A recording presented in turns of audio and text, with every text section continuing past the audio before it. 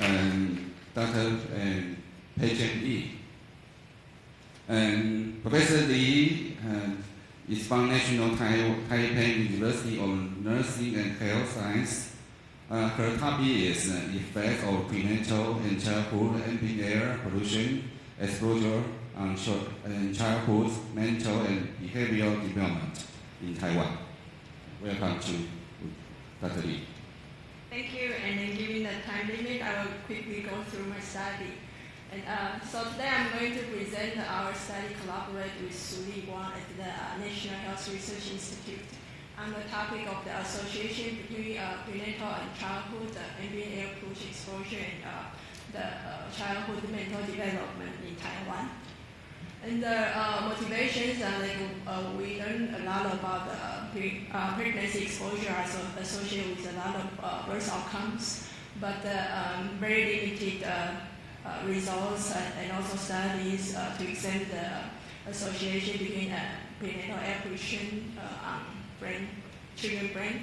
And so that's why we our attention, and then we want to do more research to see whether we have the consistent results.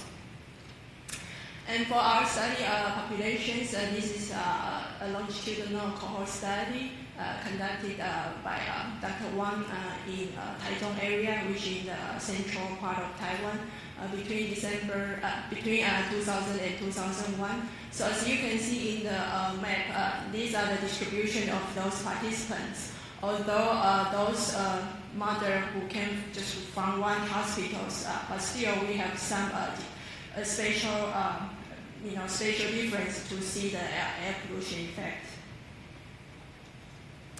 And then in the beginning, we recruit the women in their third trimester, and then we have 522. And then we exclude some women who did not have baseline information, or who did not, or for the children who doesn't have any IQ test. And in the end, we have 477. For those 477, among them, for 171, we have a baseline information, and then we have at least one IQ test. And for the rest, kind of groups to follow up.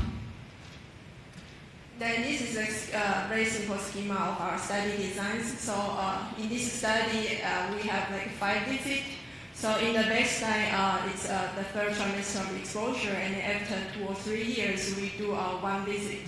So for 5 visits up to the children age 14 to 15, we have assessed the IQ score. So for each visit, we have the assessment using the standard instruments. And for air pollution exposure assessment, and we collected the pregnancy exposures. So we have the adverse information at the birth and also at each visit. And we use the Bayesian model to get an estimate for air pollution exposure pre-pregnancy, most likely 3 months before conception, and also each trimester, and then also up to each visit. We use the QBME model to assess the exposure.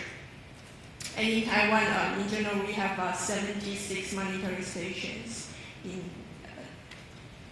And so for our covariates, we collect the maternal information at the baseline. So for example, mother's age, education, occupation, parity, cigarette smoking. And then for infants, we collect the gender and then birth weight, gestational week, and etc.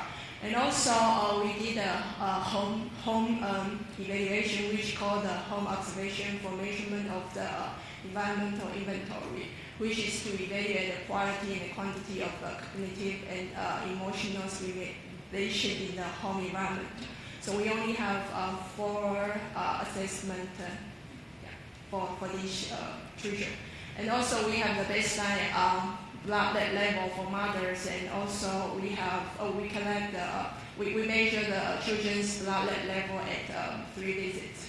And in the statistical model, we use the linear mix model to assess these associations. And also in the models, we adjust it for children's age, and then also the age square, because it seems to play a role. and then also include maternal age, blood level at baseline, and education, gender, and passive smoking, and also active smoking, parity, and home score, and also to include whether the children will preterm or not. So here's the baseline to compare the cohort member and then to compare those who lose to follow up. And luckily for when we compare this baseline information, it seems like those who lose to follow up, this information are pretty much similar to those in our study, except the parity. So most of other covariates did not differ. And this table just showing you the, so for each time period, we have the concentration distributions. And the one that I highlighted in yellow is because that I found out that in each visit and also the exposure during pregnancy, as you can see, some pollutants, the range are wide, very wide. So if I use IQ per IQR as a unit for air pollution, then I feel like I compare the different units.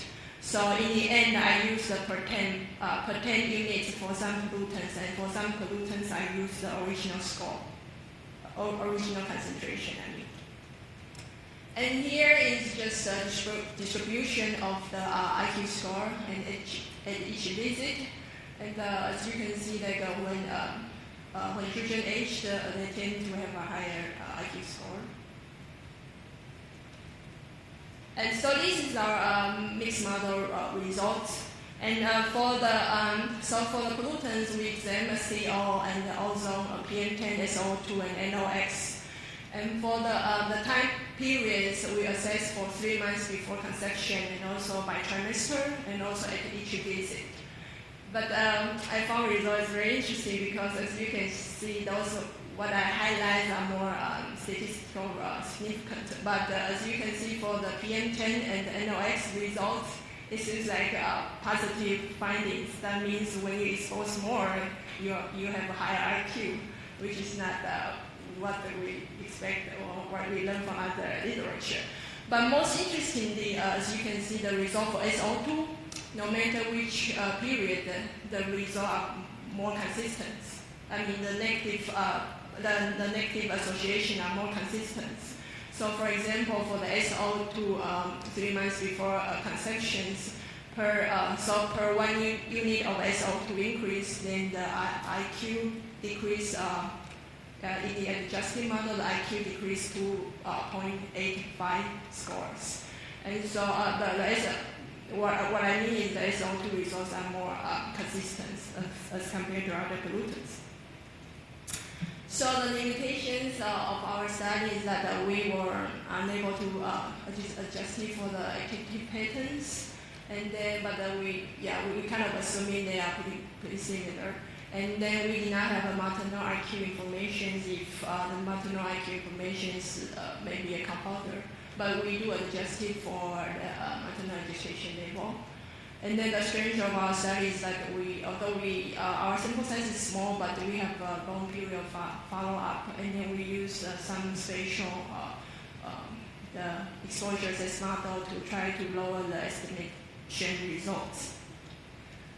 So in the end, our conclusion is that we found that although NOx and PM10 are positive associated with IQ, but the results for the negative association between SO2 and IQ are more consistent. So, and this is also the other Taiwanese study, they also found the same results, similar results. They don't see any effects for other pollutants, but only for SO2.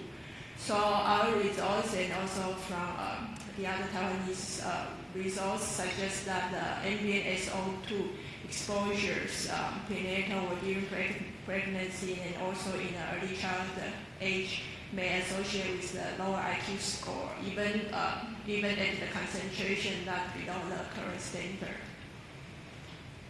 So in the end, I would like to thank our funding agencies, mostly from the Taiwan Ministry of Science and Technology. And then also I want to thank our collaborator, Dr. Shuli Wan, and also the chair here. And also thanks for our team for doing the exposure assessment and the data analysis. Thank you for your attention.